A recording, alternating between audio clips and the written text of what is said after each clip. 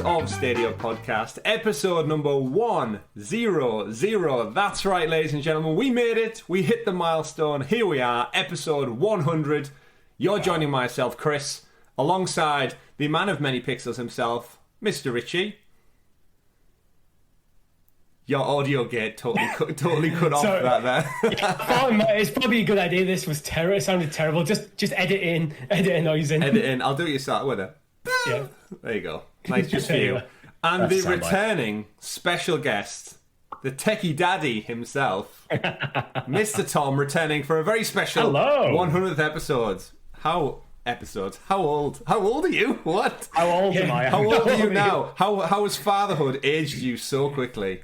How many years older do you feel? To be fair, it is visibly aging me. You can see the hair changing again already. No. I'm doing pretty good actually, and just as most people who are parents know, I'm pretty sleep deprived. But other than that, I'm feeling good. I've actually got quite a bit of energy today as well, which is quite nice, especially for a big milestone like this. It is, and we're so glad that the little one is being looked after. Of course, you've not just left him in a room. I hope.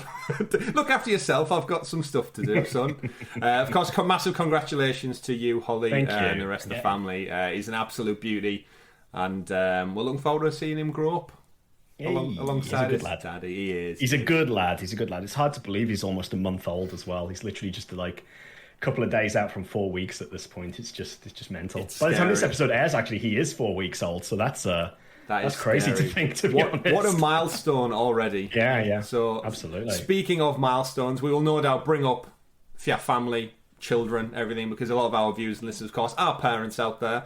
But we've hit a milestone ourselves. 4 weeks is definitely an amazing achievement. But what also is an amazing achievement is 100 episodes. Wow. 100 consistent episodes solely focused on Stadia and gaming news, rounded up, folks, for your listening and viewing pleasure. Of course, you're joining us for the magic that is episode 100, and we've got a fantastic show for you this week. Not only have we brought the techie teacher himself back for a one-off special for now. Out of retirement already. Which would you rather have at the moment, retirement or parenthood? I wouldn't change what's going on at the moment, to be honest. That's what everybody says. I really wouldn't. Yeah, I really wouldn't. That's what everybody says. Well, if you're retired, then you have more time to be a parent.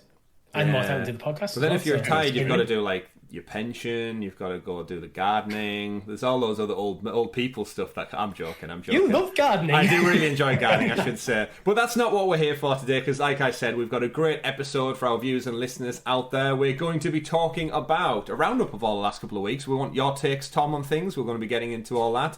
Fortnite potentially being on Stadia once again is resurfacing thanks to some legal lawsuits. We're going to be talking about a Saints Row reboot, which should be announced actually at some point this week. Also diving into the world of VR for a change. Now, we touched on VR many months back now, way back in maybe even the teens of this Stadia podcast. But yes, Google and Nvidia are teaming up for cloud VR.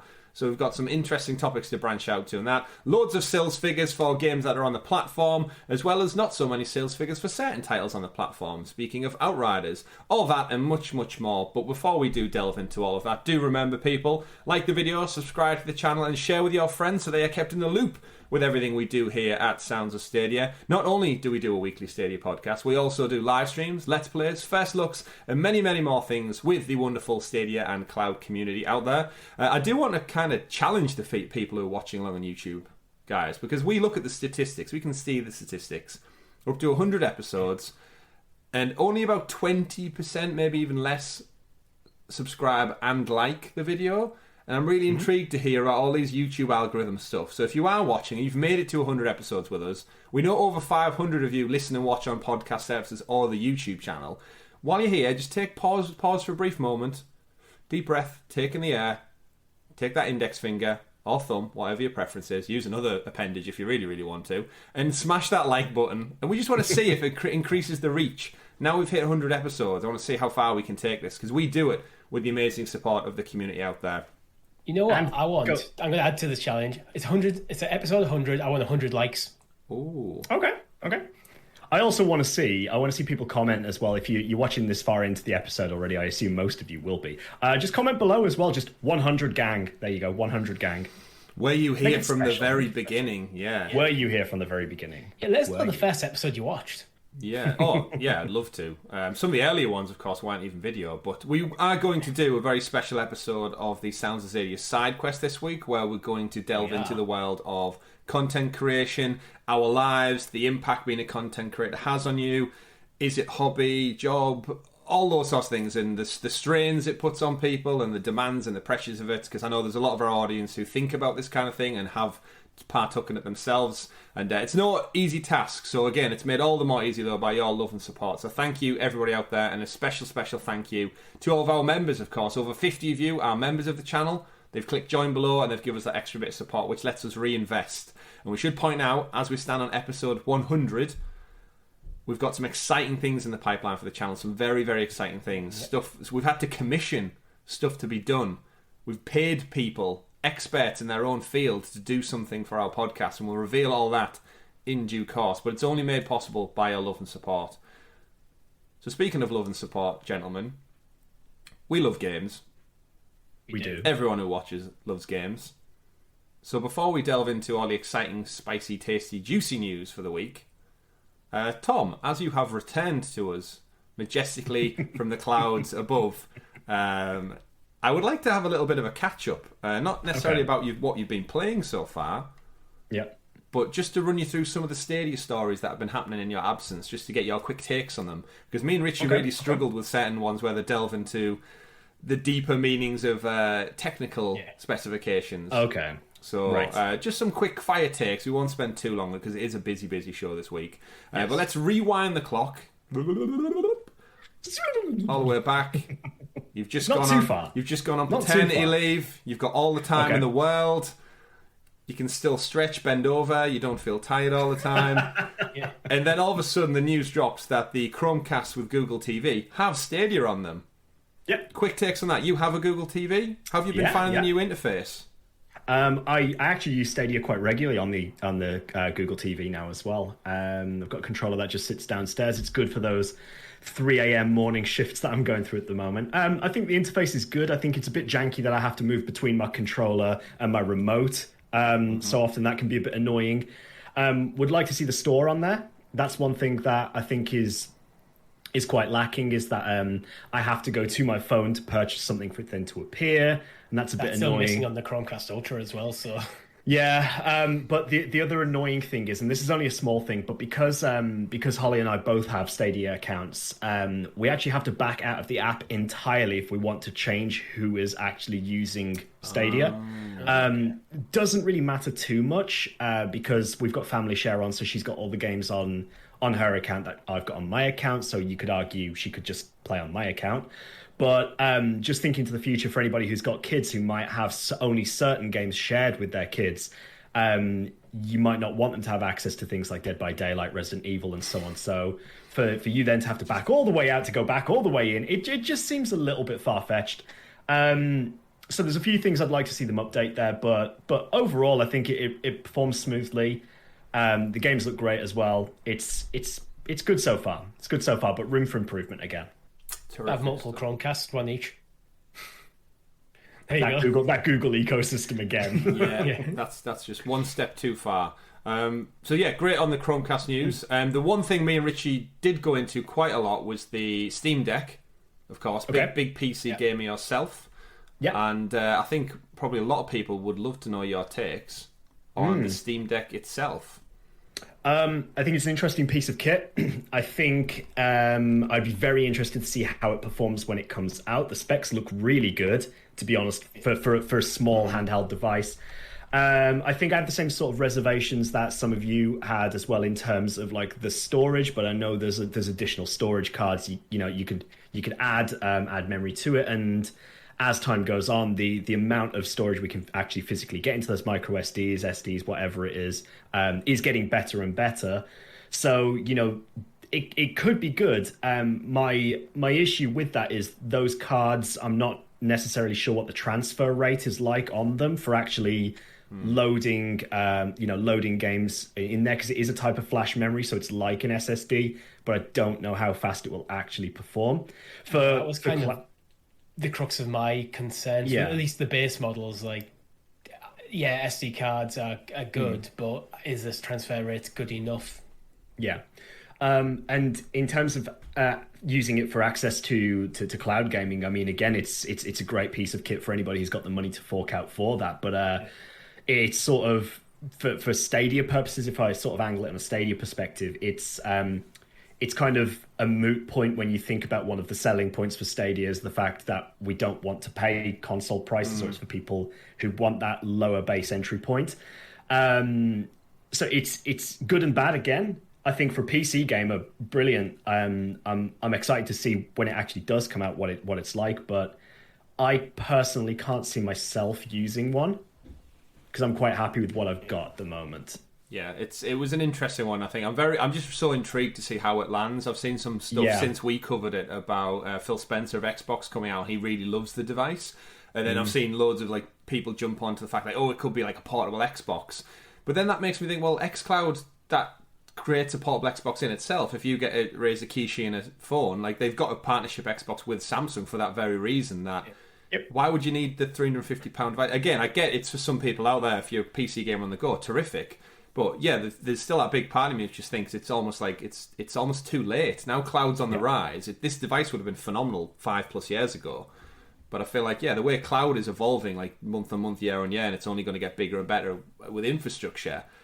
Yeah. And now I'm so heavily invested in cloud, it makes me think, like, why would I want to go back to some dedicated hardware that cost me hundreds of pounds when I can do that? I've been playing Avengers non-stop on my phone with a Razer Kishi, and it plays phenomenally, so...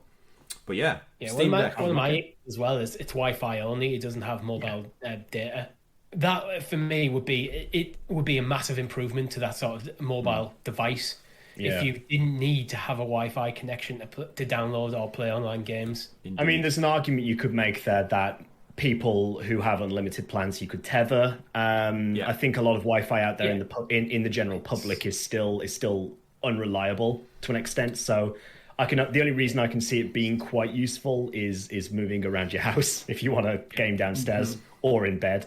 Yeah. So we shall see. There's definitely a market for it, and it looks like a cool device. We shall see. Yeah. But I'm interested to see how Stadia plays on it. That's another interesting take because it will the same way that Stadia plays on my PC, I imagine. Hopefully, we shall see. And then the final one, then Tom, get you all caught up on all the news. Grand Theft Auto Remastered Collection. Where does your money sit with that one? Are we thinking it's legit all in? Can you wait for it, or is it a total flash in the pan fake news? No. I think this is something that absolutely needs to land on Stadia. Personally, I think the nostalgia effect of getting those games is very high, and I think a lot of people would purchase it. I don't think people would buy into the Stadia ecosystem because GTA Remastered would be landing on Stadia specifically. It's not the kind of game that I would be like, "Ooh, I've got to get this on Stadia," kind of thing. But it's a cool idea. It's a cool idea. I'm just sort of getting a little bit bored of remasters to an extent. Says the guy who's currently playing Demon's Souls, but we'll touch on that in a minute. We certainly will. Yeah. But would you go back and play them, do you feel? I feel like I would play Vice City again. Because it's the best one. Yes. Are we all in agreement on that? I would say so. I would say so, yeah. But was it because it was like a sweet point in your life? Because that's where I kind of think about it. It was like right in the sort of age of, for me, of being like, young, really into gaming at that point, sort of maturing to an extent as you can as a teenager.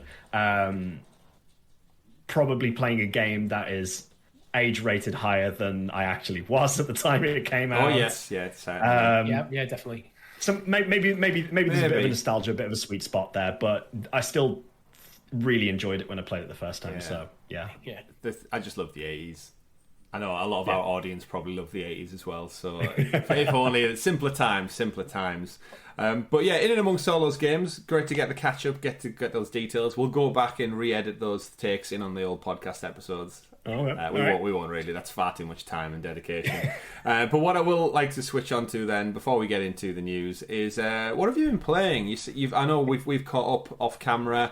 That you said you've got a really good tactic with the newborn, with little baby Josh, and how you play games now whilst also babysitting. It's not actually. We also cover this. It's not babysitting when you're the parent. It's parenting. No. It's just being it's straight up being a dad. Yeah.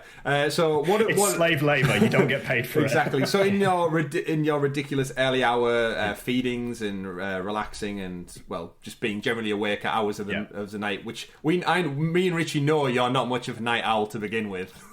No. So what have you been playing in your downtime that you do have?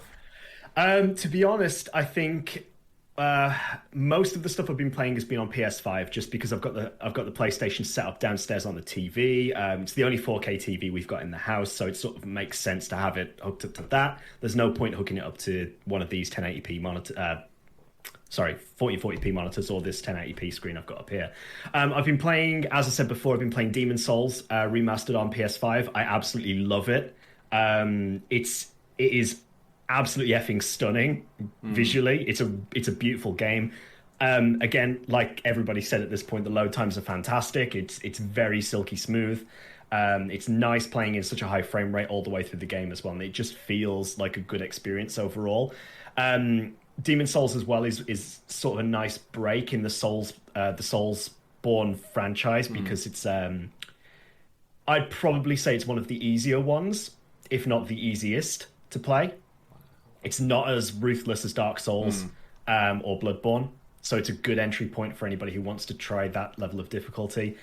Doesn't hold your hand at all, though. You've got no idea what you're doing when you drop into that game. It took me a while to figure it out.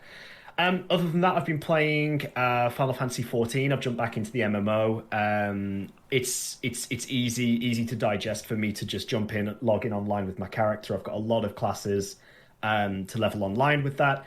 So I've just been jumping on and grabbing some NPCs and just running through some multiplayer dungeons, but with sort of like NPC bots, basically, which has been easy to do. I can get in a 30-minute dungeon before I have to feed him again. So other than that, on Stadia, I played Grime, and that's about it.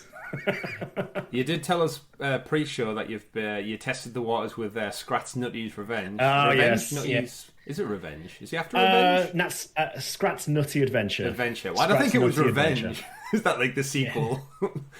Yeah, we so Holly's quite big on those sort of like easy to digest platformer adventure games, like the Fonz. Yeah. She likes things like Sparrow, classic. Who doesn't? So we saw the trailer for the Ice Age game when it came before it dropped on Stadia. I thought this fits the bill quite nicely, so we purchased it. I think it's, I want to say $24.99 is the price in the store currently. Loaded it up, and very quickly we were sort of a little bit knocked by the game, because you're suddenly greeted with, as soon as you hit start, you get into the game, it suddenly drops you in the world with a little text box that just sort of runs you through a very, very, very simple story. Very, very simple, just a bit of text. But the text is bloody difficult to read, because it's like white text on a snowy background. So we didn't really know what was going on. Certain keywords were highlighted in purple. Great, brilliant. Got into the game, just thought, you know what? It's a kid's game. Let's just crack on with it and try to enjoy it. We started playing it. Beautiful world to an extent. It wasn't AAA style graphics, but it was visually nice to an extent. Nice. But that's about where it ends. The movement was really janky. The camera was awful. And we found it wasn't very responsive. So we actually hit that refund pretty quick. So a little bit disappointing, because we were hoping for something quite good out of it. We haven't tried the other games. We might try out the Dragons game. We might try Gigantosaurus, but at the moment we're not really in a position where we would have time to sit down and probably do that. Surprise. Yeah, no surprise. Yeah, there. watch this space maybe. Of course, all those outright games like Mega Drop we got the other week. That's parent perfect for families and kids. But maybe a little bit too early for your little one at this moment in time. Saying that, though, I had in one of my sleepless nights, for some strange reason, I guess it was from sleep deprivation, I decided to set him up a Gmail account. Oh God! I just thought it was when the outright games dropped. I just thought, I'll set him up an account, get him in the family, and we'll set it up so he's got access to the kids' games, the games that I thought were suitable. So when when he's a few years old and he wants to actually play some games, I can just hand him the controller and he's got an account. He's good to go. Obviously, for that, he needs a Gmail account. Felt a bit weird setting up a Gmail account for a 3-week-old child at that point. Hey, you're going to beat all his classmates to the punch there when they get to that Fest IT class or whatever, and they set up the Fest account, and they go, "Ha! Everyone else's is taken." Poor John Smith, who's got no chance. But John Smith 5556565. Next week in Sounds of Stadia podcast, Tom up secures the URL for the Twitter account. Oh yeah, he's got to do everything now, Tom. You can't stop at just a Gmail. True. He needs his Facebook, his Insta, his TikTok. Already sorted YouTube for kids as well. Preschool, all set up there. We're good. On the ball. Yeah, sleepless nights will do that to you. But on the ball. Lovely. Yeah. It's great to hear, and it's great to see that you're still getting little bits of gaming in there, because I think that's every potential parent's fear, that their hobbies and interests, when obviously priorities and time becomes a thing, and the juggling act has to start, and the genuine being an adult starts, and it's not too bad. I think the early weeks, the early months are probably the best time to get it in, is what I've been told so far. He sleeps 2 to 3 hours at a time at the moment, so it's a good time just to get in half an hour's gaming before you try and shut your eyes yourself. So you take what you can get, really. That's all I'd say. But no, I'm happy. I'm happy with what I've got. To bring all that together, then, how many times have you fell asleep mid-game already? I've not actually. Wow. I've not been quite. Wow. Yeah, I've done that. You do that every weekend, Richie. Yeah, I do actually. Movies is a different thing, though. So we, as well as that, just to keep it simple, guys, I've been through all of the Star Wars films, including Rogue One and Solo. I've been through all of the Hobbit films extended, the Lord of the Rings extended, Pirates of the Caribbean, the first 3. Fell asleep several times in those films throughout, but yeah, the Hobbit films. Oh, yeah, terrible. Oof. I slept through most of the 5 armies. Yeah. Beautiful. Battle of the 5 armies. I missed most of it. Wow. Don't blame you for that one. Richie, then, throw it over to you. What have you been playing? You threw in the towel on Mass Effect last week. What's been keeping you busy this week? I did. I give up on Mass Effect. I did jump into Humankind. Nice. But we'll talk about that a bit later in the show. And last night, I actually jumped back into Control. Oh. So I think I'm going to start playing Control, give it another chance, because I played it before for like one solid evening, and then just never went back to it. You know, when you just like, you don't know why you didn't go back. So it's like, I'm just going to give this another chance. So I only played for about an hour and a half last night, but I think I might get back into that. I'm looking very much forward to hearing what you take as that, because Control was one of my favourite games the last few years. And I am playing that on PS5 though, because I have the PS5 version. I don't have the Stadia version. That's another game. That's another one of them scenarios where you bought the game at launch and then. But I didn't buy the game. It came on PS Plus. Oh, of course, yeah, the Ultimate Edition. Yeah, so I got the Ultimate Edition of PS Plus. So I was like, can't argue fine, that. Hey, it should have been a pro game if they wanted you to be playing it elsewhere, Richie.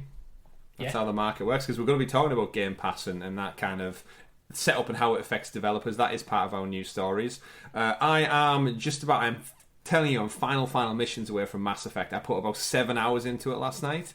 The wife went out to see some friends. I had a bit of time. I got some beers in. I had a pizza, and I sat down and was like, right, I'm going to hammer this until 2:00 in the morning. I love them evenings of right. Beers in, pizzas ordered. Yeah. Right, we're gaming to sleep. Gaming tonight. And weirdly enough, though, I must be, again, final few missions. My audio, Richie, just went to pot again. Everyone sounds like they're muffled and underwater. Every single bit, until I go to the menu screen, and that all cranks it up to double the volume. I honestly, less said about that, the better. Hopefully they'll fix it by the time it pops over to Stadia. Mass Effect Unmastered. Either way, I'm loving the story though, but that's for another show. Fantastic, gents. So we've been playing games, we've been parenting, we've been chilling out, and we're here now to celebrate episode 100. And Tom, I'm so glad you're back, because Richie, quite frankly, has been doing a terrible job of this introduction. No, he hasn't really. He's been doing it just... I actually forgot to do it. One time. And then, of course, we've had all the lovely guests on in your absence. We've been able to rotate some fresh faces from the community on. They've all been amazing. Shout out to you guys out there too. But it's not quite the same as when you do it, sir. So if you could do us the honours and introduce us to the... Super Sexy Special Stadia Story segment, a.k.a... The News! That feels so much better. It does, doesn't it? Mwah, chef's kiss. Feels good. Chef kiss. Did you do any practice runs before the show, Tom? Just in case Oil I those don't need pipes. to. It all flows naturally, mate. It's all good. just off the shoulder. You'll love to see it. And of course, the news every week is sponsored by our amazing members and still some Patreon members. If you are a Patreon member over there, feel free to jump over to the YouTube membership program. It's actually cheaper, I think, as well, because the membership entry points are lower. But either way, thank you to all the 50 plus of you out there who do support the channel a little bit more and help us bring you the news every single week. Great set of stories we're going to have lined up. And let's delve into them, starting off with story number 1. Fortnite rears its head once again for Stadia as part of the Apple Epic lawsuit program. We've covered this quite a lot before, so we won't spend a great time on this one, but it is one of the biggest stories. The Verge had a full breakdown article this week on exchanged emails and conversation that's been happening in the past between Google, the parent company Alphabet, and everything that goes back and forth. And there was a leaked email thread that came out, which, and I'll read verbatim, starts off, and for God's sake, why do we hate Apple? That went on to, no matter how you see the future of mobile, with or without Google Play, it seems like Fortnite, or Fortnite, as it's spelt in the thread, is an ingredient for success. The reply, apparently Mark had a meeting with Google Play, his offer, put Fortnite launcher in Google Play for free, we will give you Fortnite on Stadia. And then the response to that was, can't imagine they'd consider it. Which it's so weird to see all these like business meetings and multi-million conglomerate companies boils down to basically a quick text thread back and forth between two guys going, do you think they'll go for it? Nah. Will we ever see Fortnite on Stadia, gents? And more importantly, does anyone care at this stage? You can get it on everywhere else. Yeah, I think it's one of them. In the early days of Stadia, I think it would have been a big get, but I think it's because as time goes on, it becomes less and less important. I agree.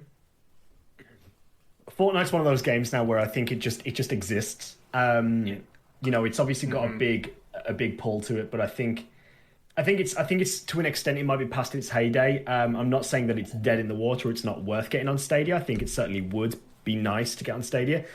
I still don't think it's coming. I really, really don't think it's coming. I mean, those messages, those emails were dated from 2019, and we know since then there's been a lot of bridges burnt, shall we say? Since then. So I don't think it's going to happen, but it's very interesting to see what happened behind the scenes, I suppose, in a way, really, isn't it? Yeah, I mean, Tim Sweeney's came out and said it throughout the court case about their back and forth with Google and Apple and PlayStation and Sony. I know it was also revealed this week that they attempted to pay something like $200 million for PC exclusivity of titles like Uncharted, The Last of Us, Horizon and stuff, and they didn't play a ball with them. So I think it is just Epic trying to take their money and really just see how they can push the boundaries of the market and shake it up. And you're right saying, Tom, future-proof themselves, because you'd imagine Fortnite at some point will start to trend down southward and people will move on. That's how it's the still games trying to stay is. relevant at the moment. Like it's trying to stay relevant, but I imagine the player base, I don't know the exact numbers, I'd have to look into it, but I imagine the player base has been up and down all throughout its life cycle. I don't know whether it's at its peak at the moment or not. I can't imagine. I'd imagine it's kind of settled into almost like the Minecraft sort of thing, where it's just part of the gaming landscape. It's not really at a high point, it's not at a low point. It's just there. It's continuous. It's going to keep going. No one's expecting it to die anytime soon. Yeah, and there's a huge core base of people who play it regularly, but it's no longer really that newsworthy. Apart from things like when these sort of conversations come up, it's just it's like again, like World of Warcraft's another one. It just continues to exist. Yeah. Just to counter my own previous point there, it actually jumped up by about 100 million from 2019 to 2020. So it seems to be on an upward trend still. So yeah, I imagine there's still people trying out there, but again, like I said, registered accounts and actual numbers of people playing it is certainly true. It's hard to know exactly what's going on behind the scenes. I'd be surprised though if Epic aren't doing some contingency planning for the inevitable point where it begins to decline. Oh yeah, like all things, it has to drop off at some point. Yeah, it will drop off. It is a business. Yeah, well, I mean, they always try and stay fresh. But you imagine a lot of that attention now is divided by like Apex Legends has done so well, Call of Duty Warzone is still doing so well, and anything new that comes along. There's a game later on we're going to be talking about in the news that could come along and just rock the boat. And all it takes is a couple of bad news stories, and again, people get bored of it, or the next season pass isn't as good as the last one, and interest wavers. That's what happens. I think it's partially a thing that could happen to Fortnite is that people just age out of it because it tends to do really well for younger audience. As that audience grows up, they will probably move on to different interests. Yeah, I just think gaming in general, like, we don't stand still. Like, I love my games I played in the past few decades. I've got nostalgia for them, but do I go back and play them all the time?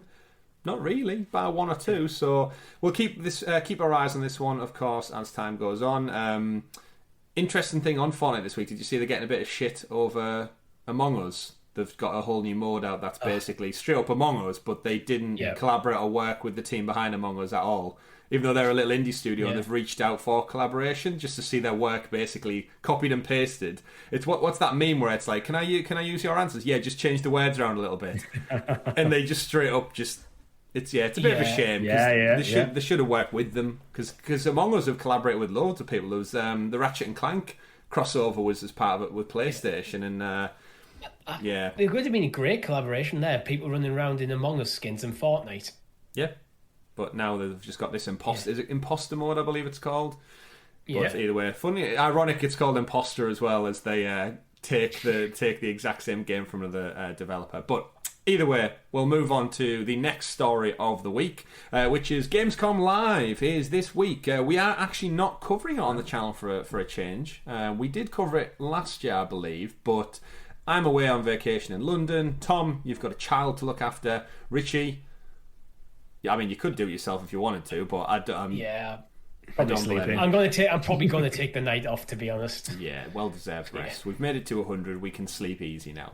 But Gamescom, of course, Jeff Keighley is partnering up with all the people around the world, and he's teased over on Twitter a little tweet that had graffiti on a wall with, of course, the little dash of purple, some logos, some drawings on there saying rebooting, and it had the fleur-de-lis from Saints Row fame, but more importantly, I think Cub Scouts of the world will take claim to that. But yes, it is marked up on there, teasing a potential new game in a few days' time.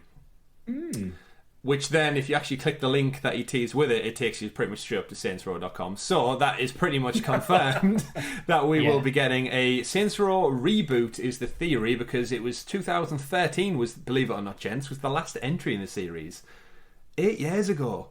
Yeah, I would not have guessed that if you gave me a couple of dates and said pick which one it was. Of course, on Stadia, we just had Saints Row the Third remastered. So they've gone back through the catalogue, and I think you can play most of their titles in recent years on most current tech.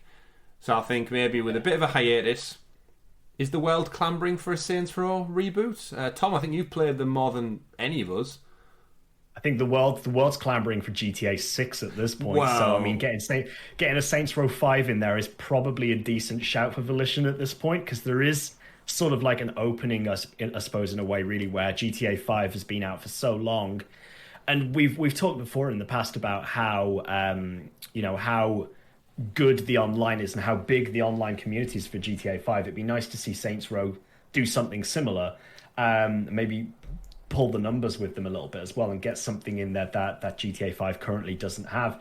It needs to be, in my opinion, a little bit more of the same old batshit crazy Saints Row rather than the traditional, little bit less crazy and a little bit more street. I don't know how to describe it really, a bit more. That's the thing I think that distinguishes Saints Row from Grand Theft Auto is they lean into the craziness.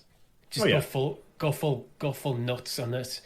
But I think it's probably the fact that it's the promotional image is a wall saying rebooting. I'm strongly expecting this is to be a remake or a remaster rather than a brand new title. Which I think is probably the wrong move, personally. Yeah, I would say it's the wrong move. With you saying Grand Theft Auto, Tom, it's obviously it's straight up parody of Grand Theft Auto. Although Grand Theft Auto is a parody in itself of other things, but in a weird way, the franchise is about to eclipse Grand Theft Auto, because we've joked about GTA 5 kind of surpassing 3 generations now. They spent some time, they went away and did Red Dead 2, phenomenal game, of course. But yeah, we could have a Saints Row 6 before we even see a glimpse of a Grand Theft Auto 6 in a ironic sense. Yeah, the Saints Row games have usually been like little interstitial drops in between GTA launches, and here we are now eclipsing them. So this could be their chance to actually not rely on that GTA buzz and just make it their own. And if they're rebooting, yeah you're right, Richie. I'd much rather see a brand new entry doing something new than maybe taking the original few and remastering them in some way. I hope it's total fresh slate. It's entirely possible what by rebooting they mean that we're going to just basically draw a line under everything we've done before and reboot the entire franchise. So this is a new starting point. So that would be a reboot as well. So we'll just have to see. Yeah, I mean, not too long at the time of listening to this podcast, folks. The news is out this week. I think it kicks off Wednesday, 7 p.m. UK time, 11 a.m. Pacific. Over on the streaming channels for Gamescom, opening night live, and it's a 2-hour live stream event. So do keep it locked to our Twitter. We'll probably post out any Stadia related news. And again, it kind of goes back to THQ Nordic and the Embracer Group. Where does our money sit on this coming to Stadia, gents? I haven't got a clue, to be honest. It could, but it might not. It should, right? I feel...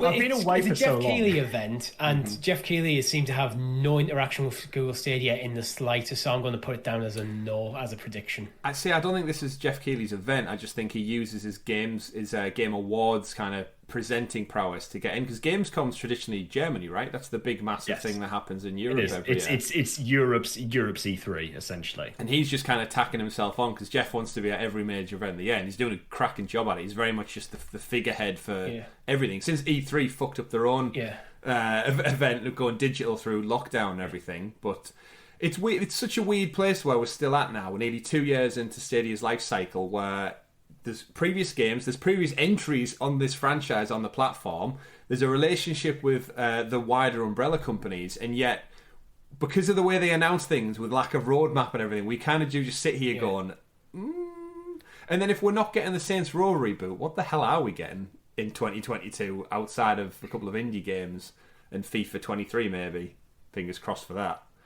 But, interesting. I'd definitely be more inclined to play it as a reboot, I think, than another entry. I think starting at 6 is always a bit of a daunting task if you've not spent that much long with the previous entries. That's why I thought an alternate reading could be the rebooting the franchise entirely, so you don't have to have played any of the previous games. So this will be effectively a new Saints Row 1. Yeah. And that would be my hope for it as well. Yeah, I hope so too. Moving on though, from that, we'll come back actually round to the Embracer Group because they did have their financial earnings report. That is another story later in. But let's lean over to the Stadia community blog, which passed this Tuesday with a surprise drop of the game Young Souls. So of course, this is announced as part of the Stadia Makers Program, if I recall, and it is first on Stadia. It might not be the Makers Program, it might be first on Stadia. Either. It's available now. Young Souls combines the beat-em-up and RPG genres in a world created with stunning art direction. Explore the world of humans and that of goblins, both teeming with enemies, but also fully and unexpected and friendly encounters waiting to be discovered. Grab your weapons, set forth in search of your adoptive father through epic dungeons in a goblin realm. Arm yourself with the toughest armour and arsenals capable of taking on hordes of enemies and bosses that await the other side of the portal. Your equipment is mostly a valuable ally in combat. Adapt your gameplay style to the dungeons by changing the items to take with you on the battlefield. So it's a 2D RPG beat-em-up game, gents. Young Souls of Kane, first on Stadia. So it'll show up on other platforms, I think, later in the year. But for now, we can have at it. Stealth drop on a Tuesday. Looks great. I love the art style on it. Either of you two checking this one out? It was definitely on my radar from when I think we saw it possibly at one of the... I can't remember which event it was, but I remember when they showcased it, we talked about it at the time and said that it does look really good, and I'm very keen on actually trying it out. But again, it's on the list of many other things to try out and look at. But could be good. I'm interested to know if anybody out there has actually played it yet and what you think of it. How you think it rates up compared to perhaps a more classic style RPG, because it does look almost turn-based in a way. Yeah, it is like a dungeon crawler, but is it actually co-op? It is, isn't it? That's the whole purpose. It's the two twins and it's co-op mode. Yeah, and I think it's couch. I think I remember seeing a tweet from somebody saying they actually wished it was couch co-op, but it wasn't. It was only online co-op. Oh, so it's one of those weird ones that should be, but then doesn't end up being. But yeah, there is co-op. The characters, I believe, drop in and out similar to the Lego games. So if you do have a second player, they can just join you at any moment. It's not part of the Stadia makers. It's just first on Stadia. That's where I'm getting confused with that one. I think our friend Brian from the Nerf Report, he actually tweeted out a few days ago saying, "I can't recommend this game enough. Young Souls has quickly become one of my favourite games of this year." Oh, wow. Terrific. So there's a take for you. Big endorsement from someone who is respected within the community. Indeed. So go check that one out. It's available now. I think it's about £22 UK. And a nice little surprise stealth drop that we would have knew about this coming if they'd give us dates for things. But either way, dropping and available to play now. I think it was initially announced, for 2021. So that I keep forgetting that this is the year we're actually in as well. 2021 still. August 2021. Moving things along nicely into another huge story of the week. Not necessarily Stadia, but I do want to spend some time focusing on this one because it kind of does envelop Stadia in a big way potentially, and that is Cloud VR. So this week over on the Google blog of all places, they announced streaming VR and AR content from Google Cloud with Nvidia Cloud XR. So they're doing an opportunity to team up essentially. And in the main blog, they start by quoting, in the past, interacting with VR required a dedicated high-end workstation and, depending on the headset, wall-mounted sensors and a dedicated physical space. Complex tasks in VR can push the limits of sensor reach, cable length and spatial boundaries, entangle the artists and restricting their movement. The solution was not scalable beyond a handful of advanced cases. So essentially, they're teaming up to make Cloud VR using Google's cloud technology mixed with Nvidia's practices too. And I can't help but immediately think, we've been saying this since day one, the fact that the Google Daydream, which is the video playing for the audience right now, was a thing. Samsung Gear VR is a thing. And we obviously have the whole Oculus, we've got the PSVR, there's a PSVR 2, which requires still to be hooked up to a PlayStation 5, PlayStation 4 to do a lot of the grunt power work. And the reason it never worked when you just slotted your phone into these devices, because your phone, not only did the battery life disappear, but it exhausts the processor and it becomes really, really hot. And essentially it's damaging your device in the long run playing VR that much. And now we know from 2 years of playing Stadia and cloud gaming getting bigger and better, the streaming element just alleviates all that, because then your screen essentially is just the mirror into the world of the game. So it's no surprise, but the fact that it's Google and Nvidia, it should only have good ramifications for Stadia. You'd like to think if they lean into the gaming world. Tom, I'll throw it over to you first. Nvidia and Google in the cloud, match made in heaven, right? I think it could work very well, actually. I think we talked about a long time ago the prospect of bringing VR getting VR involved in Stadia and so on. I think, again, you think about what's inside your phone in terms of, gyro controls and so on as well. It would work quite well communicating with the cloud that way. And I think it's a fantastic opportunity there, really, to like you say, take a little bit of that pressure away from the device when you've got something as small as a phone. But you could have a portable VR system that's a lot more affordable to people that you could take with you wherever you want. I think it's brilliant. And I think if there's a team up going on between Google and Nvidia, that's the right kind of team up. I think they're the kind of groupings that you want to see together, just because of Nvidia's involvement in obviously their legacy with graphic development, and now with GeForce Now as well. Mm-hmm. They clearly have, they're on the same side of the coin, really. Yeah, I think. Yeah, I basically agree with everything you said there. The big thing for me is, with it being cloud-based, it can make VR so incredibly accessible from like a financial perspective. Because that's one of the things I think have always held VR back. Where for PC you need a decent gaming rig, and then you have to buy the VR hardware. It's the same with PlayStation, although PlayStation does make it even more accessible than PC. Mm-hmm. But then if you're getting rid of all the cables and stuff, because everything's just streamed through, and you can just use your phone or even just a dedicated device that's relatively cheap because you don't have an Nvidia GPU in the device. Mm-hmm. You can just, I think there's a fantastic offering potentially there. Yeah, I think the cloud gaming, what it's shown us as well is obviously Stadia is a direct communication from your controller up towards the cloud, and that's to cut out on latency. And my biggest concern with VR would be, a button press or a head movement is such a quick thing. Like if you glance left, you glance right, it's so precious. So that ping needs to be reduced so much. But the fact that your mobile phone or your cloud device, it's already communicating direct to through Wi-Fi or through 5G or through 4G. So your phone is in essence already set up for that cloud nature. So yeah, I could 100% see a future. And again, Nvidia with GeForce Now, they have so much analytics now on it. Do we have the tools to make this like latency free for VR? And you can't tell me they're not teaming up for nothing like that. You look at Nvidia have such a strong basis in the hardware, making the best arguably the best GPUs. If up there with AMD, it's AMD or Nvidia, pick your team. But they've got so much experience in that, and then Google, the work they've done with Stadia to make things like games almost basically feel like almost latency free from a software perspective. So you got Google's tricks in the software, Nvidia's physical hardware powering it. Plus the fact that I think Google are working on like a CPU as well. All of this combined together could make a fantastic offering for VR.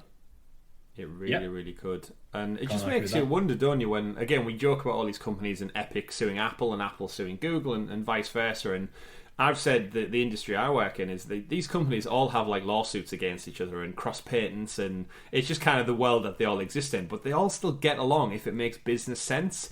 And I just think it's an interesting, as a cloud community, we see all people comparing Luna with Stadia against GeForce Now, PS Now, Game Pass. But the reality is, behind the scenes, these companies all work together to share data, and when it benefits them...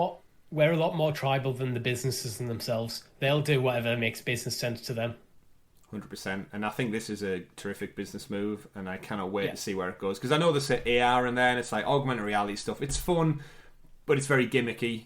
I've used different variations of it over the last 7-8 or so years through mobile phones and such, but I think VR, being immersed in that world, I think it's got educational purposes, huge benefits going forward with that, and even into gaming. I think it's just the way the gaming industry is, it's only going to get bigger and better, and with these two behemoths behind it, I'm very excited to see how it could be folded into things, and hopefully I can open up my Stadia app in a few years' time and there will be a whole dedicated VR section. I just have to pop it in a headset and I'm aware of VR in the cloud. We'll see. But that will take civilization, Richie, to evolve to a time when VR is acceptable to everybody. And speaking of, next star of the week, Humankind launched on Stadia with some special unique features. We've been excited to this. We did a look at the beta back with the Good Stuff event last year. It launched August 17th. You picked it up, Richie, but it came with some special features, basically utilising State Share on Stadia. Leave Your Mark is the feature, and essentially it's a kind of a competitive spin on the State Share where you can save your game and ship it off to other people to test out your own unique world. But this one comes with a competitive element. I've seen it compares achievements and other things, friend list, I think memory events, so they can see how your civilization's evolved over time, rather than traditionally State Share would just be your gameplay crossed over.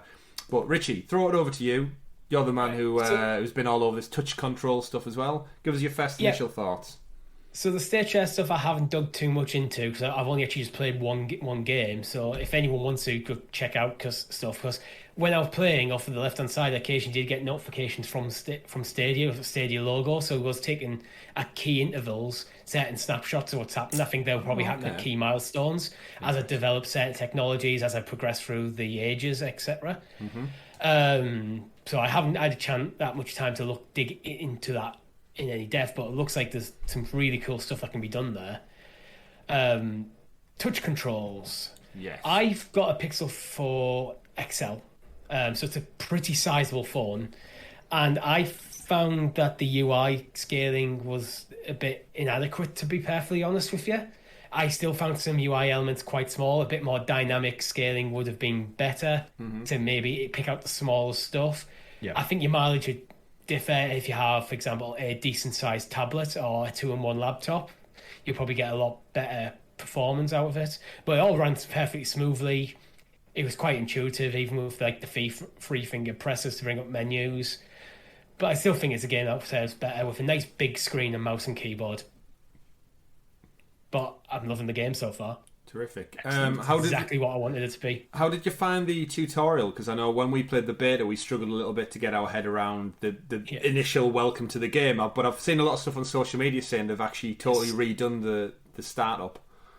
Yeah, they've got a section where you can watch some short video tutorials of different things. So I watched the first few to try and get the grips of the very basics of the game, but I didn't want to read them all because I just kind of wanted to get in there, and I didn't want to sit for the first hour just watching videos. So I watched about the first handful, got the basics down, and then just jumped in and played, which is how I probably would recommend people do it. And then you can always go back and read the tutorials at later times to learn more advanced stuff. But yeah, once you get into the game, things started making sense, and after like an hour, I was just playing the game. Fantastic. Recommend it then? Definitely. If you're into that sort of game, I would definitely recommend it. It ran seamlessly on Stadia for me. It looked good. Yeah, I'm very happy with the purchase. Did you try it out with a controller? No. Because that's an because that is I should have done because that is another thing, right? When we did the beta, I believe it was mouse and keyboard only for the beta, if I recall. So I haven't had any actual feedback about how it plays with controller just yet. But that's another one we can pick up with it when your sanity differs. If anyone watching this has tried it with the controller, let us know in the comments. I might give it a go. Might give it a go. I do really appreciate on the community blog as well the screenshot they used to showcase the Leave Your Mark event. His Stadia name is Samurai Pizza Cat. Excellent. Classic. Not a founder mind. He is Samurai Pizza Cat #4375. However, I do appreciate that name. It's quite a cool run.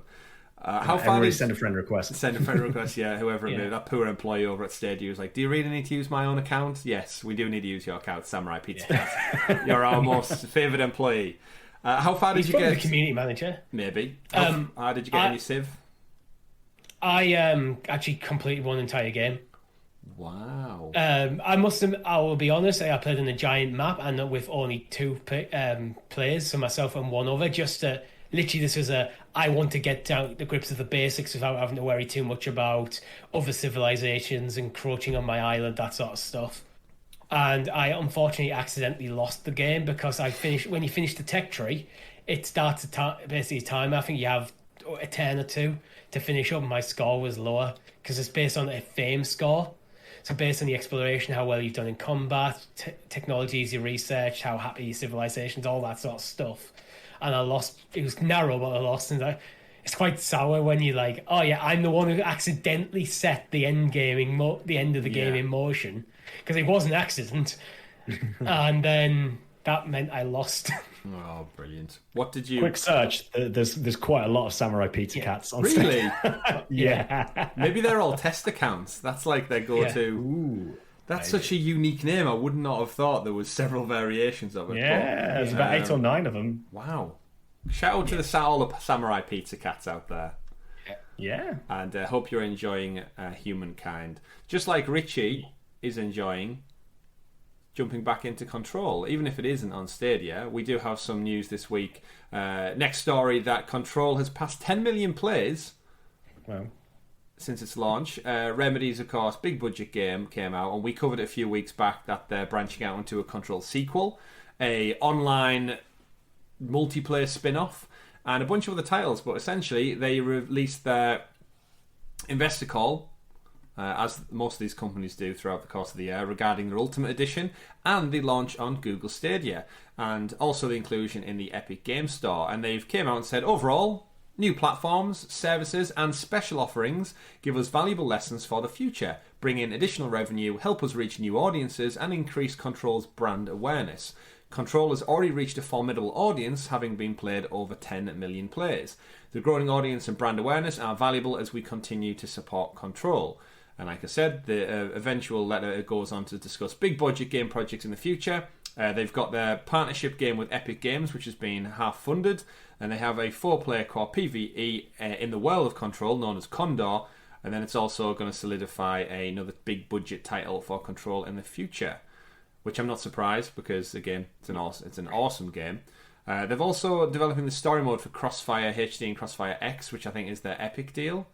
But essentially, they've expanded the studio, they've grew out, and they're happy with the progress so far in 2021, because the way Control was made is it was definitely done on a budget where, even though it didn't sell that many upon initial launch, they surpassed their development costs very, very quickly. Which, when you think of the cost some game devs say it takes to make AAA titles now, this one was done on a budget, and you wouldn't be able to tell. The only thing that I had problems with back on PS4 was it ran quite janky in big action sequences. But on Stadia, I haven't heard anything about that. And on the PS5 Ultimate version, obviously the hardware of the PS5 helps out with that too. So I think Control was probably just lost on older hardware at launch. And with all its Game of the Year accolades, 10 million players is no mean feat. And I look forward to seeing what they do with it. But what I'm actually doing on PS5 is I'm playing it on its graphical setting for most of the game, so I get that beautiful ray tracing and stuff. Nice. But when I go into things like boss fights or difficult fights, I'll switch over to performance mode. So I get that smooth 60 frames per second. So that's a pro tip for you right there. So I'm getting the best of both worlds. Yeah, well, I mean, you can just switch behind it, and you can do that on the Stadia version as well. So it's just nice to see. It's instant toggle as well. It's so quick. You just go in the menu, click, and then it's done. There's no reload or anything. It's just nice to see developers talking about Stadia in a positive light, saying, "Oh, we've reached new audiences, we've learnt lots of stuff." And it's helped them tick past 10 million sales. We'll never know how many copies specifically have been sold, but it's great to see that it is reaching new audience, because we've joked before in the past about 505 just basically pimping themselves out to every platform. So it's good to see. It's a great news story. And yeah, congratulations to Remedy and the team, and I cannot wait to see what they do with the sequel. I know it's been rumoured around that there's a proper Alan Wake sequel in the works too. Maybe we'll see a reboot of the OG Alan Wake ahead of time, because now they're flush with cash, they're expanding the team. Apparently they've got 6 things in the works, so who knows? We'll soon find out. I've never played Alan Wake, so I wouldn't mind them just doing it. We're going to do a quick remaster, not a BioWare style one, actually good one, and then we're just going to port it over to modern hardware. Shots fired, Richie. He's been doing it for weeks, Tom. He's been doing it for weeks. So bad. It's such a shame, because I really want to play it again, and I'm considering buying it, and I'm just sitting here like, I don't know if I should now. I'd wait. They might fix it eventually. I mean, I got the Platinum, Tom, and I didn't have that many issues, as Richie clearly has. His game crashed right at the end and all that. And then I worked my way through most of 2 before I hit it. But again, we can digress into that. But it's interesting, 10 million units sold for Control. And it's a very polarising story to the next one on the dock. Because again, another Stadia title we've got out is Outriders from People Can Fly, published by Square Enix. And there's an article listed from IGN this week. Developers People Can Fly says it doesn't know how many copies of its game has sold, and it hasn't earned any royalties from the game whatsoever, suggesting that the game hasn't been profitable enough for publisher Square Enix to release the funds as a bonus to the developers of the game. Wow. They had to announce this on the developers' investor website, so they've had to go public with this, rather than, I'm sure they would have rather kept it all internal. But People Can Fly have explained that the agreement with Square Enix meant it would receive any royalties for the game's first quarter on sale by August 16, 2021. No funds were transferred, which essentially People Can Fly suggests means that, according to the publisher, the revenue from the sales of the game are lower than the total cost of production, distribution, and promotion. Which I know people have said estimate around 2 to 3 million units. Now, it's such an interesting one with Outriders, because I know our audience, the Stadia audience out there, they are not happy with People Can Fly as developers. And rightly so. And rightly so, certainly. They've just been radio silent. Even the blog post they put out this week, even all it did was, in 3 bullet points, I think 3 or 4 bullet points, basically acknowledged that the state on Stadia isn't up to scratch, and we apologise, and that was about it. No timeline, no updates, and I'm so glad I dodged this bullet with Outriders. Like, I played the beta on PS5, really enjoyed it, very interested in the game, and something, there must have been like a little tingle at the back of my mind said, no, not quite now, and I dodged a bullet with this one. But back to the story, I can't comprehend how, as a business, you don't know how many copies of something you made you sold. Like, does a musician not know how many copies of their song they've sold? Does a director not know how many people have been to see their movie? Like, this is crazy. I'm surprised that. I would have thought the publishers would be almost obliged to share that sort of information with the developer of the game. Like, this is how many games, like almost like a quarterly, even if it's just a quarterly report. This is how many copies were sold. This is how much we've took in revenue. This is your cut. You wouldn't just like. I wouldn't expect, if I'm a business developing the game, I wouldn't expect my publisher to just effectively ghost me. Yeah, it's almost kind of like, oh, so people can fly, go to Square Enix and go, can we have our bonus yet? And Square Enix just go, no. And they the go, payment didn't come through. Yeah. What's going on, guys? They go, oh, sorry, no, you didn't pass units sold. And then people can fly, go, can we see how many we've sold? And Square Enix, who was supposed to dish out the bonus, just go, no, you're okay. Like, surely there must be some legal. I'm sure they'll get to the bottom of it eventually, but. This is the point. That's the point where, like, if I'm like, okay, the money didn't turn up. We've approached you as like you not. I'm assuming that the Square at this point are refusing. That's. Do you want to give? Yeah. They may not be. They may be sharing it. We don't know for certain. Just want to put that out there. Yeah. But assuming Square aren't releasing the numbers, that's to the point where you start considering getting lawyers involved and go, no, we deserve to know how many copies this has sold, because at the moment we spent all this money developing the game and then nothing. I mean, you've got to imagine panic stations for the devs. Like, they've been slaving over this for 3 or so plus years now in development, and you put the game out. And let's remember, this game was very well received at launch. Everyone I listened to in the industry was loving it and playing it. And I think it's just so crazy to think it must have clearly fell off a cliff come May time once that initial boom had passed. But the fact that they're not getting any repeat revenue from them is crazy. Yeah. I did get the impression the game came out and then just disappeared. No one seemed to. All conversation around it died very quickly, but it's an odd one. Like, it's a shame considering how games like Destiny 2 are doing so well as well. Like they had the potential of doing something really, really good with this, and they've squandered it. They've absolutely just. Well, this is kind of a weird one where we leading up to it had it in our minds that it was a games as a service, and our audience reached out and said, no guys, it's not, it's a single player story just with online co-op, and maybe that's left the end game. I might have damaged it when it got to the point where, well, people like, well, I wanted this to be like a new Destiny, I want this to be ongoing, but once I get to the end then there's no real point in continuing if it's just like a one and done. But I don't know. It's so weird. I've seen a lot of people say the bonuses could have been reflected because it went live on Game Pass. Because again, in one of our podcast episodes, we covered saying now it's on Game Pass. Why would anyone go and buy it on PlayStation Stadia elsewhere when it's just for free with a monthly subscription? And I'm sure those people who got it on Game Pass definitely got their money's worth and then got out. But then the people who bought it potentially could have knocked on the impact on sales.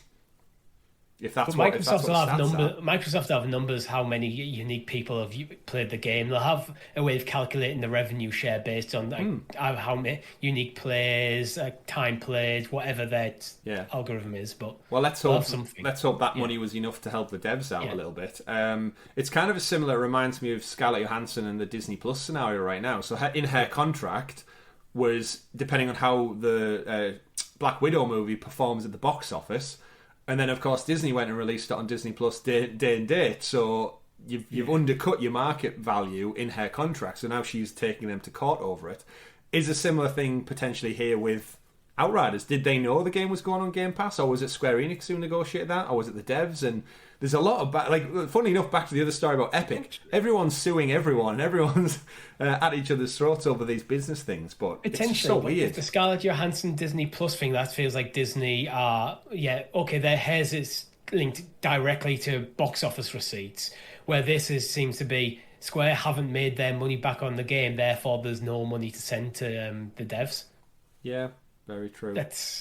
But I don't think Game Pass is to blame. I think one of the stats I wanted to pull up was the MLB The Show, which was the Sony developed game, went on Game Pass, and that, as it stands, is the second highest selling game of the year to date.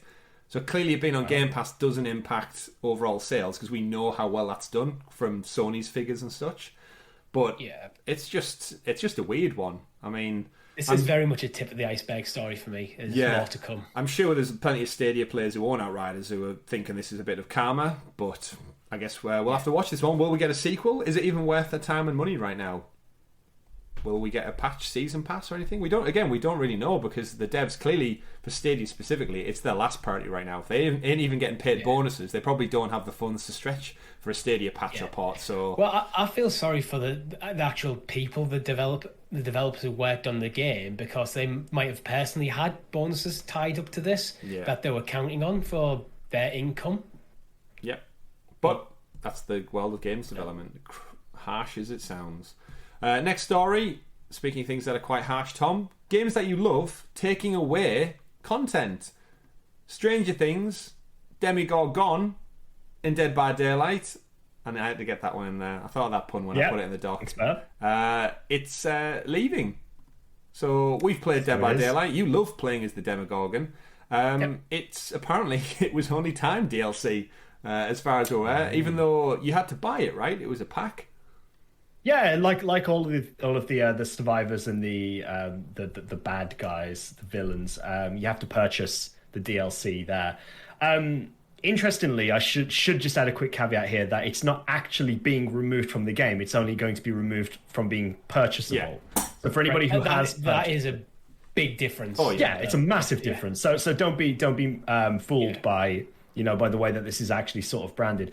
Yes, it is leaving. It was a licensed timed sort of deal, really. Naturally, Netflix. Next season of Stranger Things will be coming out, and as a result of that, the license is probably going to expire or needs renewing. They've chosen to not renew it.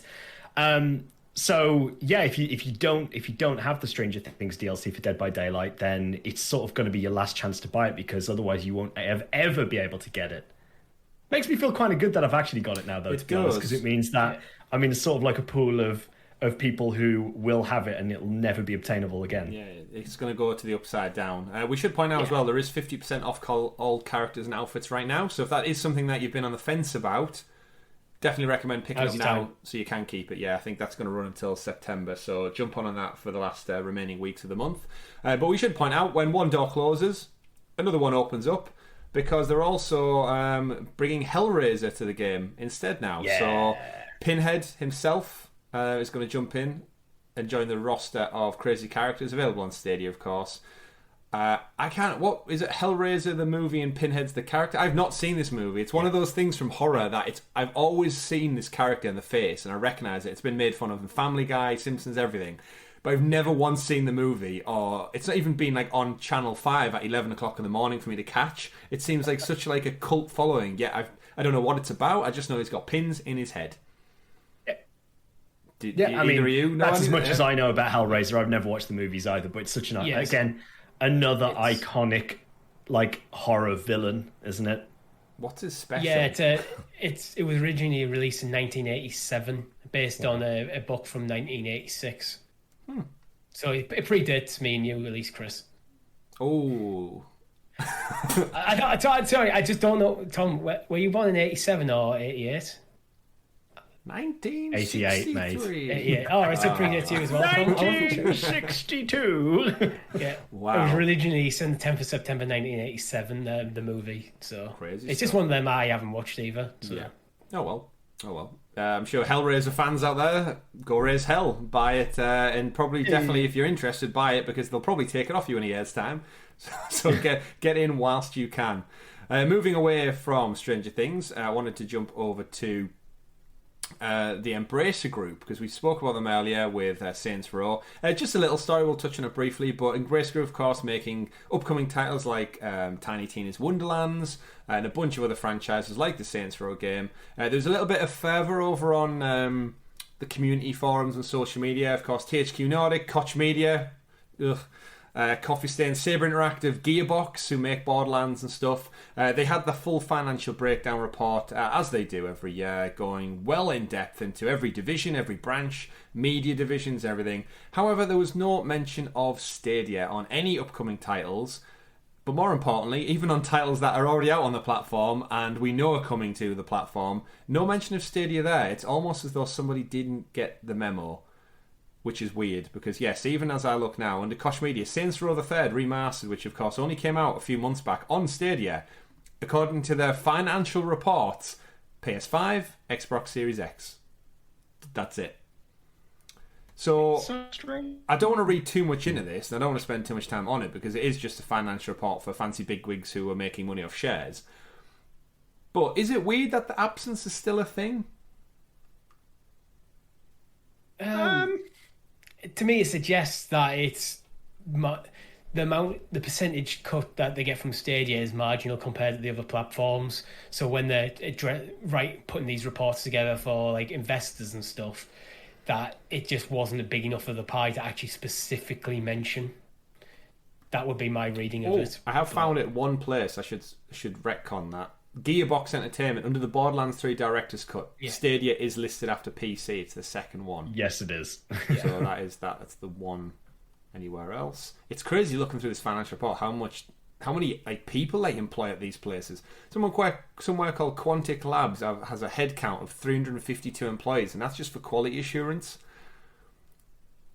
Maybe could have got one of their employees on that press conference we lived through, Richie. Quality assurance on that. That was a throwback.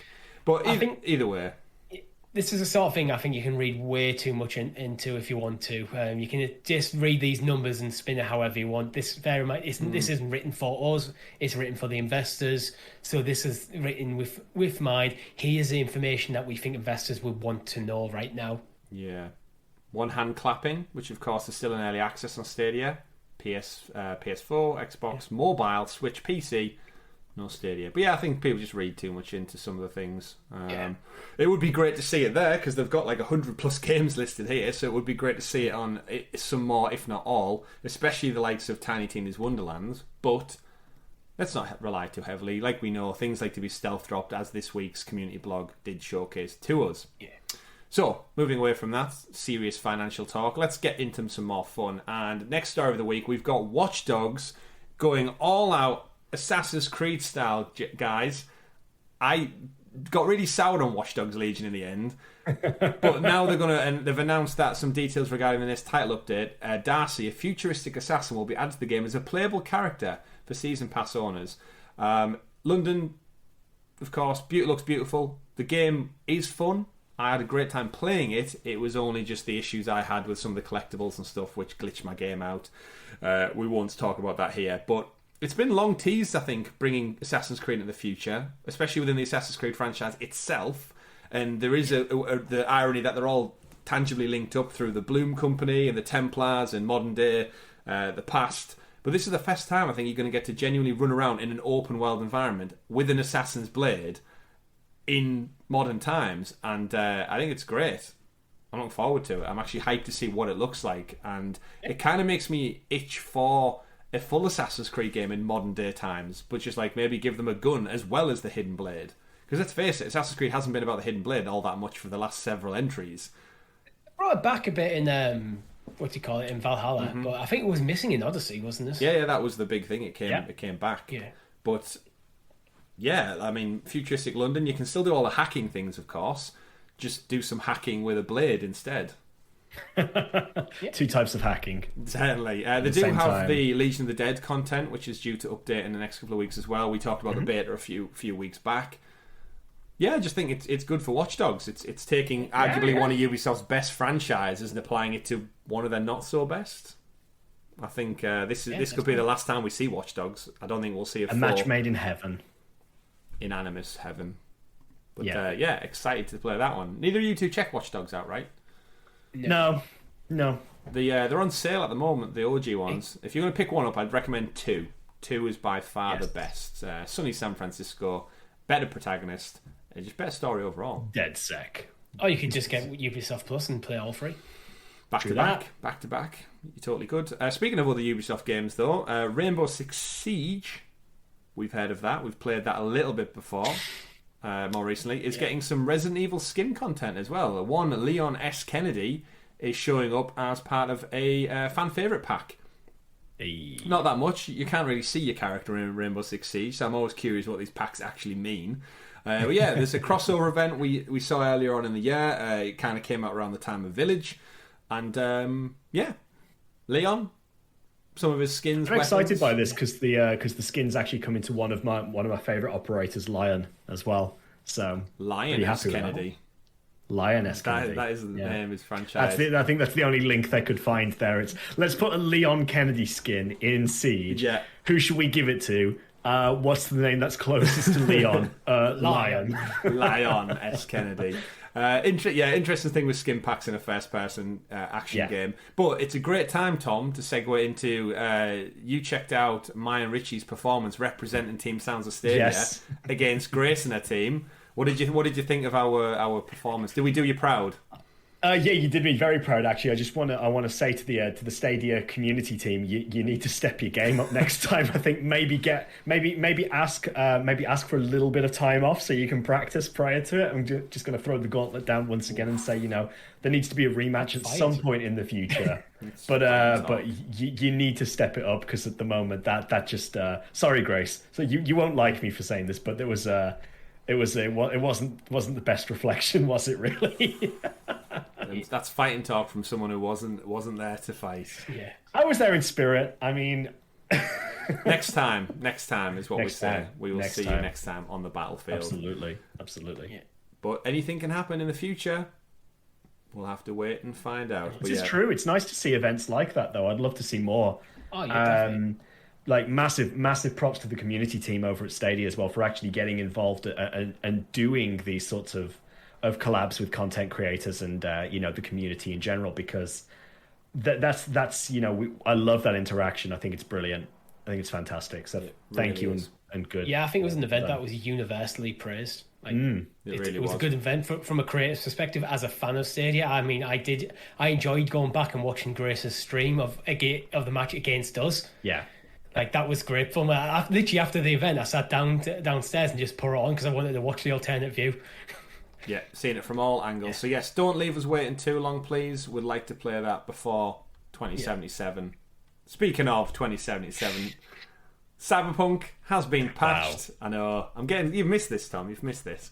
Cyberpunk 2077 is at its biggest patch to date, including a first patch of post-launch DLC freebies, improved minimap, and much, much more. CD Projekt, of course, came out and said their post-launch DLC has been delayed. Their multiplayer is delayed / non-existent, I don't think, at this point. I can't remember what the last update for that was. But in patch update... Yeah, I think they scrapped it. In 1.3 includes cosmetics, fixes, bugs, and there is an entire list of patch notes if you are so inclined to go check that out. We will not go down it here because there is, as you can imagine, folks, a lot of patch notes to be fixed. Yeah, and we're an hour into a show. We'll probably need an hour to cover it all anyway. We certainly would. They've essentially gone through all the missions and tweaks and ironed some stuff out. I mean, I have no interest in this game anymore.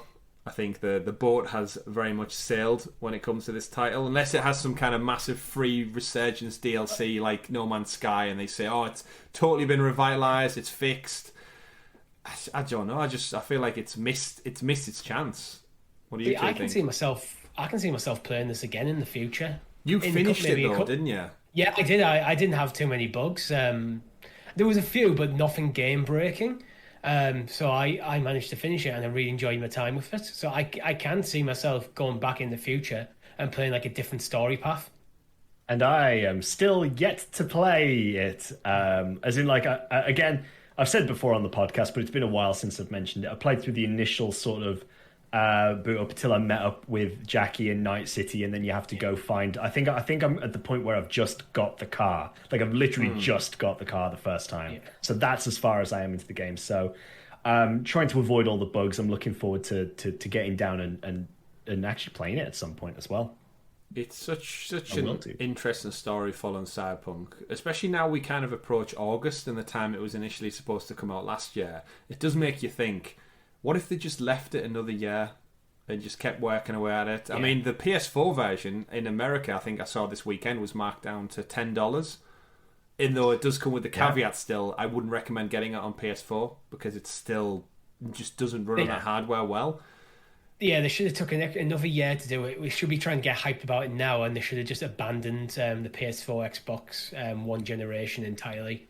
It's crazy. But even this, actually, yesterday, I don't know if you two have seen, but Halo Infinite have announced they're going to launch without co-op campaign or one of the other modes or something.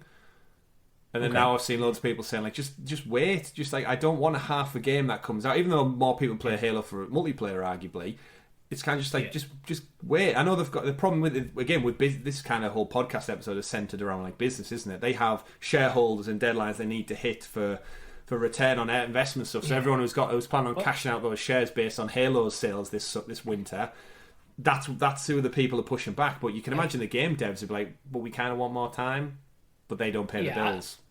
I'd imagine, like, people who play Halo, they want to binge the main campaign, then jump into the multiplayer. So if you're diluting down the main campaign, elements of the main campaign to just get it out, then you're going to kind of basically damage people's first impressions of it, which isn't good. That's the problem Cyberpunk ended up in. Do we think it'll have a redemption arc then?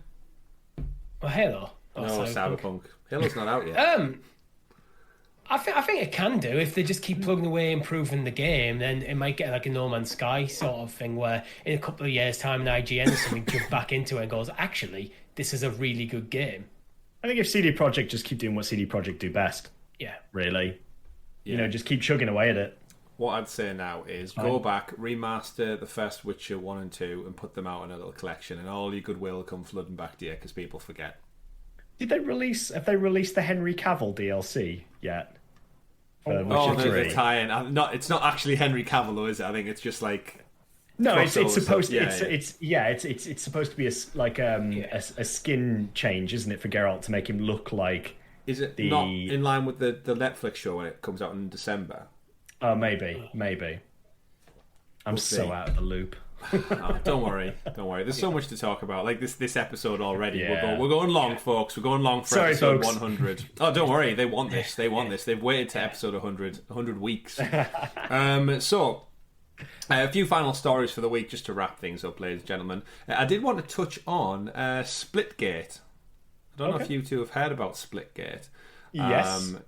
It's this new exciting game that's, funny enough, but it's had 10 million downloads in the last month, and it's been described essentially as Halo meets Portal, and which sounds amazing. That sounds like a terrific way to sell your game in a literal sentence. And it's been kept in beta. They're going to go for it. They've delayed its launch a little bit longer, which partially makes me think that it might be coming onto Game Pass or something. I feel like the delay is to do some kind of behind the scenes kind of dealings and such. But the reason I wanted to mention it is because one of the developers over asked about bringing it to any other platforms, because in their initial post they did say about we want to bring it to every viable platform down the line. And Mr. 1030, our friend Ralph over on Twitter, did mention at them saying, does that mean the Google Stadia platform with incentives like pro subs, etc., Destiny, Rainbow Six, lack of cheating, flexibility for the win, all that kind of stuff? And the official account replied them saying, our down the road goals for Spiltgate to be available on every platform. So who knows? Google Stadia runs on Linux just like the game does. Very possibility, but don't hold your breath but one day. Smiley face. So the fact that it runs on Linux is with this great. Game, really. It just looks fun. It's exactly. I was going to say, what's not to love with the game? It is literally like everything I can think about, reminiscing of Halo multiplayer meeting Portal mechanics. As it's just one of those games. I think it's doing extremely well on Twitch at the moment. Like a lot of gaining a lot of popularity there. My only concern is it another one of these flavor of the month type games where it's free to play, so a lot of people are getting very much into it now, but I feel like attention spans for a lot of gamers these days is very waning, so it can be very much like you need that constant stream of new content to keep people invested. Is it going to be the next Fall Guys, which is like here and it's big now, but in a few months' time it's going to be like, well, something else has come out that's free and it has like a brilliant idea to it, so we're going to move over to that. I don't know, but like I say, I like the idea of it. I think it looks great. It would be, again, it would be great to get it on Stadia, but these are the kinds of things that have to be acted on very quickly in the moment. It can't be a 3 months, 5 months, 6 months down the line. It's got to be in the moment. It really does. And again, I think it's one that for Stadia would need crossplay. Oh, yes. Which I think is something the developers, by the sounds of them, would kind of go, we want crossplay. We want everyone just to play it together, because if it is at one of them flash in the pan, then dies off, they might still find like a cult following. Where if it's crossplay, you're keeping that user base condensed into one area, where you're not getting fragmentation with, these guys are playing on Xbox, these guys are playing on PlayStation, and there's not enough across different platforms to keep it going. Yeah. Completely right. But impressive figures. Game went from, it says, 10 million downloads in under 30 days. The game shot up to more than 175,000 in just a few weeks. Queue times are now usually than 10 minutes. But yeah, it runs on Linux, great. But you're totally right there. If it's flavor of the month, I think said at the beginning of the year, I had a feeling Fall Guys might come to Stadia. with crossplay this summer at some point. I'm running out of time on that bet. But again, it's kind of as it came and went. Like Among Us, we joked earlier about Fortnite's decline, and again, Stadia's going to miss the boat on every single massive shooter game, multiplayer, whatever out there. We shall see. Time will tell, and hopefully time is sooner rather than later. But the fact it runs on Linux puts me in a good place to think about that. Right then, gents.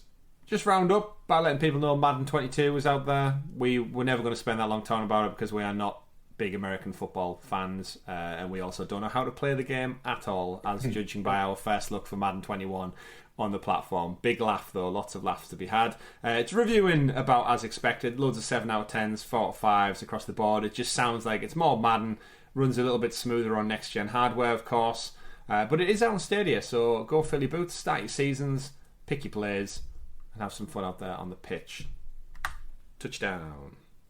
Football. Other reference. other sports ball reference. But thank you. That brings us to a touchdown on episode 100 of the Sounds of Stadia podcast. Wow. Deep breath. 100, gentlemen. I'm going to have to go on and have a look at the thumbnail because I don't think 3 digits fits as nicely on the little thumbnail Make tag. it work. We can make it work. We're all over that. But of course, thank you to you, our lovely viewers and listeners out there, all 500 plus of you who tune in on youtube.com/Sounds of Stadia and out there in the digital cloud on podcast services like Spotify, Google Podcasts and Apple Music. We do really appreciate your time. We would not have made it to 100 episodes, 100 consecutive weeks if it wasn't for your love, generosity and support. So thank you very, very much. We're about to go record a very special episode of the Sounds of Stadia SideQuest, where, Richie, what are we doing this week? We're going to be talking about ourselves as our time as content creators.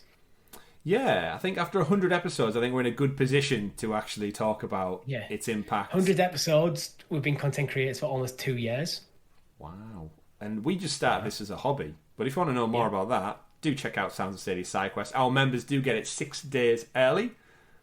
So click join below if you don't want to wait. If not, it does drop on free feeds every Friday.